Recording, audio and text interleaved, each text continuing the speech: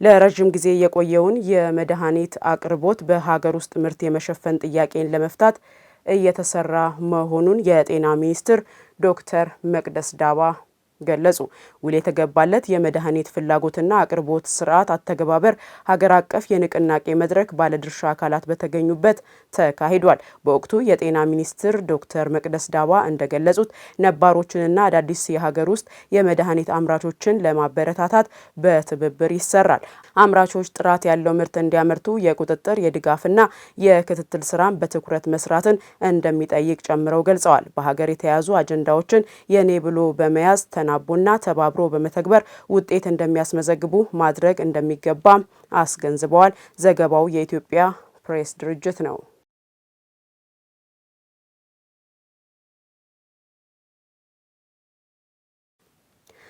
በተያያዘ ዜና ለታካሚዎች የሚሰጠው የጤና አገልግሎት ጥራትና ደህንነቱ የተጠበቀ እንዲሆን የዘርፉ ባለሙያዎች ክህሎትና እውቀት ማጎልበት ትኩረት እንደተሰጠው የጤና ሚኒስቴር አስታወቀ።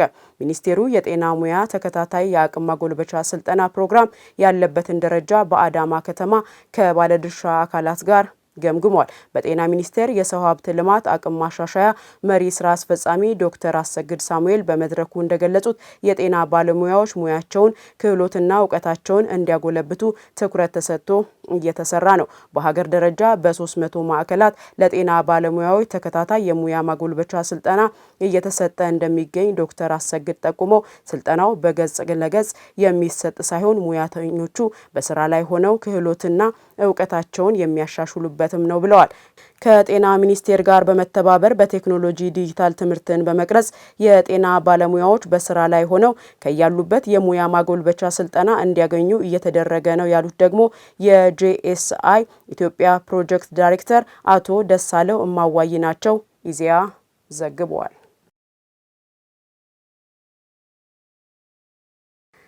የኢትዮጵያ የውሃ ቴክኖሎጂ ኢንስቲትዩት በምስራቅ አፍሪካ የስልጠና ልህቀት ማዕከል ለመሆን የሚያስችል የአቅም ግንባታና ሎጂስቲክስ የማሟላት ስራ እየተከናወነ መሆኑን አስታወቀ።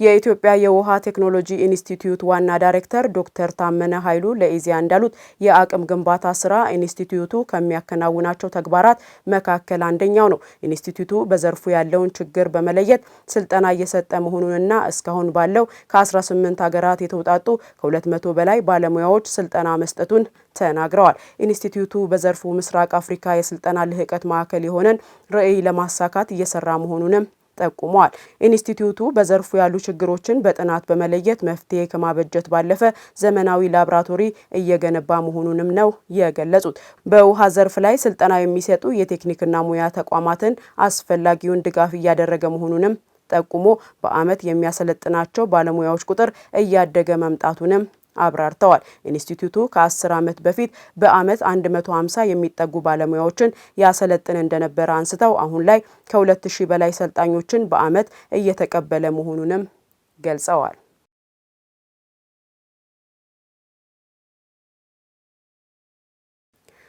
በሀገር አቀፍ ደረጃ በዘንድሮ በጋ የተቀናጀ የተፋሰስ ልማት ከ3.7 ሚሊዮን ሄክታር በላይ መሬት ማልማት መቻሉን በግብርና ሚኒስቴር የተፈጥሮ ሀብት ልማት ጥበቃና አጠቃቀም መሪ ስራ አስፈጻሚ አቶ ፋኖሴ መኮንን ገለጹ።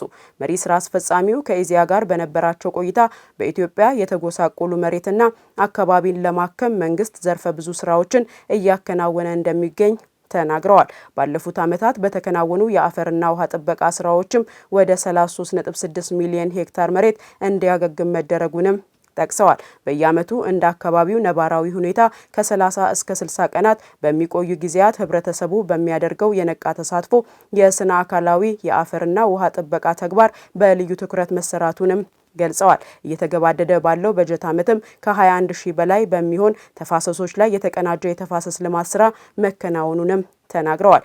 በተፋሰስ ልማቱ 3.7 ሚሊዮን ሄክታር በላይ መሬት መሸፈን መቻሉንም ያነሳሉ።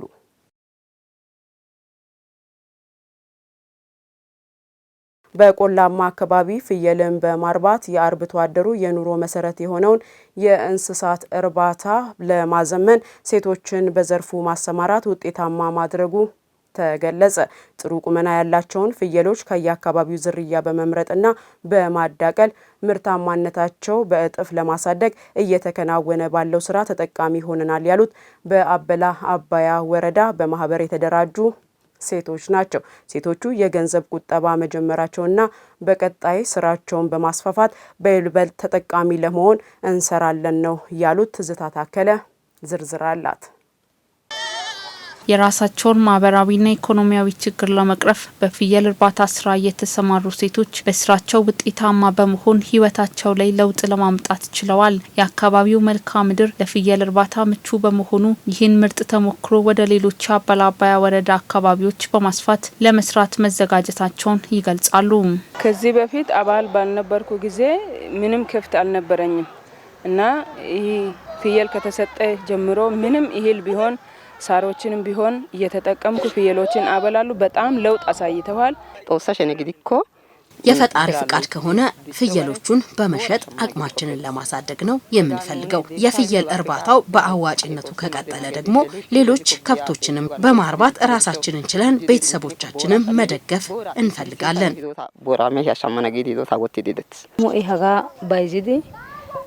የገንዘብ አቅማችን ሲጎለብት እድገታችን የሚፈጥን ይሆናል። የወረዳ አመራሮች የሚያደርጉልን ድጋፍና ክትትል በገንዘብ የሚተመን አይደለም። የፍየሎቹን ጤንነት በተመለከተ ሁልጊዜም ከጎናችን በመሆናቸው እኛም የማደግ ህልምን ሰንቀናል። ምርጥ ተሞክሯቸውን ያካፈሉን በአበላ አባያ ወረዳ በፍየል እርባታ ስራ ማህበር የተደራጁ ሴቶች በኢኮኖሚ ራሳቸውን በመቻል ተጠቃሚነታቸውን ከማረጋገጥ በዘለለ ከጥገኝነት በመላቀቅ ለሌሎች ሴቶች ተምሳሌት ለመሆን ችለዋል። እንደኔ ያሉ በጓሮ አትክልት ሆነ በፍየል እርባታም ሆነ እንዲህ ጠብቀን ፍየሎቻችን ጤናቸውን ጠብቀን አርብተን ካለንበት ኑሮ ደረጃ ወደፊት ተለውጠን ለመኖር ለሌሎችም ምክር ለማስተላለፍ ቃል እገባለሁ። ሳናውቅ ብዙ ጊዜያት ቤት ውስጥ በመቀመጥ አሳልፈናል። እንደኛ ሁሉ አሁንም ሌሎች ሴቶች ቤት ውስጥ እንዳይቀሩና ራሳቸውን ለመደገፍ በማህበራት ቢደራጁ የሚል መልእክትን አስተላልፋለሁ። እኛ ስንለወጥ አይተው በርካታ ሴቶች ወደዚሁ መስክ እየመጡ መሆናቸውን ታዝበናል። ስለዚህ በማህበራት ተደራጅተው ቢሰሩ መልካም ነው የሚል እምነት አለኝ።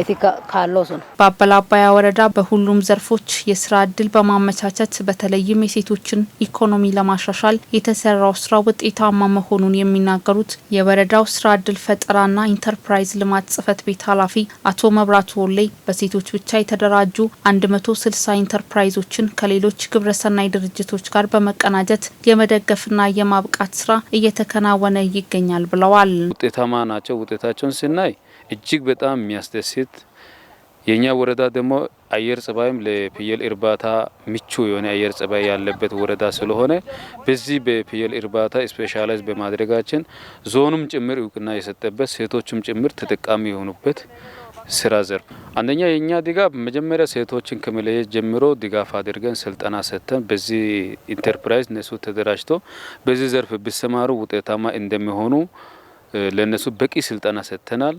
በቂ ስልጠና ከሰጠን በኋላ አደራጅተን ቢዝነስ ፕላናቸውን ሰርተን ግዢ እስከሚፈጸም ከጎናቸው ነበርን። አሁን ደግሞ ሰርቶ እስከሚለወጡ ያው ድጋፍ እያደረገን ክትትል እያደረገን እንገኛለን። በተለይም በቆላማ አካባቢ የሚኖር ማህበረሰብ በስፋት ከሚያረባቸው የቤት እንስሳት የፍየል እርባታ ብዙ ካፒታል የማይፈልግና በተለይ በሴቶች በቀላሉ ለመተግበር ምቹ ነው የሚሉት የወረዳው ዋና አስተዳዳሪ አቶ ተፈራ ታንቱ የማህበራቱን አቅም ከማጎልበት አንጻር ዘርፈ ብዙ ስራዎች መሰራታቸውን ያወሳሉ። ከስራ እድል ፈጠራ አንጻር ያው ስራ አጥ ወጣቱ በእንስሳት እርባታ ዘርፍ፣ በግብርና ዘርፍ በስጋ መንደር ወይም ፒኤልን በማሞከት በስፋት የተሳተፈበት ስራ መስክ እንደሆነ ነው በእኛ ደረጃም ያየ ነው። ፍየል ከማሞከትም አንጻር በሬ ከመደለብም አንጻር የተሳተፉ ወጣቶች በስፋት እንዳሉ ነው በእኛ አካባቢ ያየ ነው። ያን ደግሞ ስራ እንዲሳተፉ አንደኛ እርሻ መሬት በማመቻቸት ለነሱ እድሎችን ክፍት አድርገናል። ብድር የማመቻቸት ስራዎች ተሰርተዋል። ከኦሞ ባንክ ጋር በማስተሳሰር ከካቶሊክ ሚሽን ጋር አስተሳስረን ደግሞ በፍየል እርባታ ዘርፍ ላይ ወጣቶች በራሳቸው በመረጡት ባዘጋጁት ቢዝነስ ፕላን እንዲሳተፉ የማድረግ ስራዎች በስፋት ዘንድሮ የተሰሩበት ሁኔታዎች አሉ። ሴቶች ገቢ ማግኛ ስራዎች ላይ በመሰማራት ሀብትን እንዲያስተዳድሩ እድል የሚፈጥረው ይህ ተግባር ምርትና ምርታማነት እንዲያድግ ትልቅ ሚና ስላለው በቀጣይም ሊጎለብት ይገባል። በማረሚያ ተቋማት በመንግስትና በግል የልማት ድርጅቶች ያሉ የኤችአይቪ ኤድስ ስርጭትን በመከላከል የግንዛቤና ሌሎች ተግዳሮቶችን ለመፍታት ትኩረት ሰጥቶ እየሰራ መሆኑን የደቡብ ኢትዮጵያ ክልል ጤና ቢሮ አስታወቀ። ቢሮ ከማረሚያ ተቋማት ከመንግስትና ግል ድርጅቶች እንዲሁም ሌሎች ባለድርሻ አካላት ጋር በኤችአይቪ ኤድስ መከላከልና ተያያዥ ጉዳዮች ዙሪያ በቅንጅት ለመስራት የሚያስችል ውይይት በጂንካ ከተማ አካሂዷል።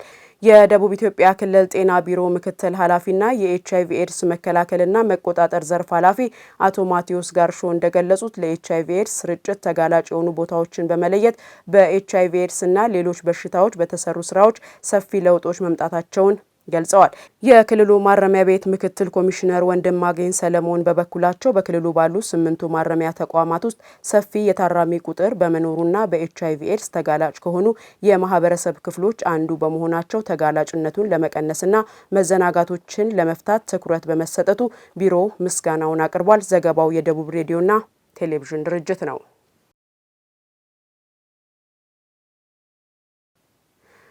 አርሶና አርብቶ አደሮች በግብርናው ክፍለ ኢኮኖሚ ምርታማነትን ሊጨምሩ የሚችሉ የአመራረት ዘዴዎችን እንዲከተሉ እየሰራ መሆኑን የኃይለማርያምና ሮማን ፋውንዴሽን አስታወቀ።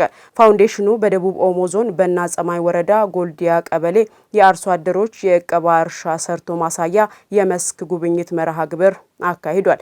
ቴክኖሎጂው ጊዜንም ጉልበትንም በመቆጠብ እጥፍ ምርታማነትን እንደሚጨምር ከኃይለማርያምና ሮማን ፋውንዴሽን ጋር በጋራ የሚሰራው ማኮቦ የተሰኘ ኢንተርፕራይዝ የግብርና ከፍተኛ ባለሙያ አቶ በለጠ ደምሴ ገልጸዋል። በጎልዲያ ቀበሌ ተግባራዊ የተደረገው የዚህ አካል መሆኑን የገለጸው በኃይለማርያምና ሮማን ፋውንዴሽን የግብርና ትራንስፎርሜሽን የምግብና ስነ ምግብ ዋስትና ፕሮጀክት አስተባባሪ አቶ ተስፋዬ ፈለሃ ቴክኖሎጂው ከነባሩ የአመራረትና አስተራረስ ዘዴ በእጅጉ የሚለይና ከፍተኛ ምርት መስጠት የሚችሉ መሆኑንም ተናግረዋል። የደቡብ ኦሞ ዞን ዋና አስተዳዳሪ አቶ ማዕከል ማሊኮ እንደገለጹት ፋውንዴሽኑ ከመንግስት ጎን በመቆም እየሰራ ያለው ሁሉን አቀፍ ተግባር ትልቅ አቅም እየፈጠረ ነው ብለዋል። ዘገባው የደቡብ ሬዲዮና ቴሌቪዥን ድርጅት ነው።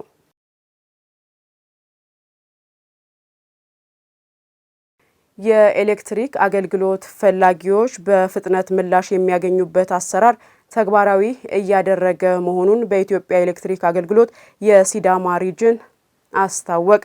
በኢትዮጵያ ኤሌክትሪክ አገልግሎት የሲዳማ ሪጅን የኤሌክትሪክ አገልግሎት ለማግኘት የሚጠይቁ አዲስ ደንበኞችን በ24 ሰዓት ውስጥ ምላሽ ለመስጠት የሚያስችል ኤሌክትሪክ በአንድ ቀን የተሰኘ አሰራር ተግባራዊ እያደረገ ይገኛል። በአገልግሎቱ ሁሉንም ሂደት ጨርሰው ለሚመጡ ደንበኞች በአንድ ቀን ቆጣሪ በማስገባት የኤሌክትሪክ ኃይል የሚያገኙበትን ፈጣንና ቀልጣፋ አሰራር ተግባራዊ እያደረገ ነው። በዚሁ ጉዳይ ላይ ማብራሪያ የሰጡት የሲዳማ ሪጅን ኤሌክትሪክ አገልግሎት ዳይሬክተር አቶ አበበ እድሉ አገልግሎቱ የአዳዲስ ደንበኞችን ጥያቄ በፍጥነት ምላሽ ለመስጠት በተቀናጀ መልኩ እየሰራ መሆኑን ገልጸዋል። በዚህም መሰረት ባለፉት 11 ወራት ብቻ 11023 አዲስ ደንበኞችን የኤሌክትሪክ ኃይል ተጠቃሚ ማድረግ መቻሉን ጠቁመው በተጠናከረ መልኩ የሚቀጥል መሆኑንም አረጋግጠዋል።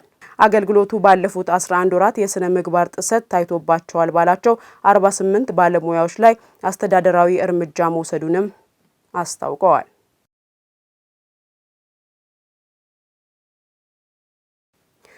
በማዕከላዊ ኢትዮጵያ ክልል በክረምት የበጎ ፈቃድ አገልግሎት ከ2 ሚሊዮን በላይ ወጣቶች እንደሚሳተፉ የክልሉ ወጣቶችና ስፖርት ቢሮ ገለጸ። የክልሉ ወጣቶችና ስፖርት ቢሮ ኃላፊ ጌታቸው ሌሌሾ የበጎ ፈቃድ አገልግሎት ማህበረሰብን ከማገዝ ባለፈ የባህል ትስስርና ህብረ ብሔራዊ አንድነትን ለማጠናከር የላቀ ፋይዳ እንዳለው አንስተዋል። በመሆኑም በክረምቱ ከ2 ሚሊዮን 90 ሺህ በላይ ወጣቶች ለአገልግሎቱ መዘጋጀታቸውን ጠቅሰው በዚህም ከ4.2 ሚሊዮን በላይ ዜጎች አገልግሎት የሚያገኙ እንደሆነም አንስተዋል። የወጣቶቹ የበጎ ፈቃድ ስራ በችግኝ ተከላ፣ በማጠናከሪያ ትምህርት፣ በደም ልገሳ፣ የአረጋውያንና አቅመ ደካሞችን ቤት በማደስ በትራፊክ ማስተባበርና ሌሎችን መስኮች አገልግሎት የሚሰጥ መሆኑንም ተናግረዋል። እነዚህ ሁሉም አገልግሎቶች ሲደመሩ ከ2.4 ቢሊዮን ብር በላይ ግምት ያለው መሆኑንም ጠቁመዋል። በበጋ ወቅት በጎ ፈቃድ አገልግሎት ከ4 ሚሊዮን በላይ ሰዎች አገልግሎት ማግኘታቸውን መረጃዎች ይጠቁማሉ። ኢዜአ ዘግበዋል።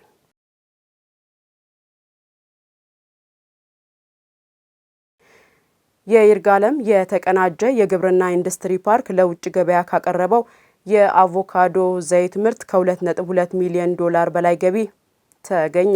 የሲዳማ ክልል ኢንዱስትሪ ፓርኮች ልማት ኮርፖሬሽን ዋና ስራ አስፈጻሚ ኃይሉ የተራ ለፋና ዲጂታል እንደገለጹት ኮርፖሬሽኑ የሚያስተዳድራቸው የክላስተር ማዕከላት የውጭ ምንዛሪ የሚያስቀሩ ተኪ ምርቶችን እያቀረቡ ነው። ባለፉት 11 ወራት በኢንዱስትሪ ፓርኩ ለሚገኙ 4 የአቮካዶ ማቀነባበሪያ ፋብሪካዎች ከ12000 ቶን በላይ ጥሬ ምርት መቅረቡን ገልጸው 389.2 ሚሊዮን ያለቀለት የአቮካዶ ዘይት ተመርቷልም ብለዋል።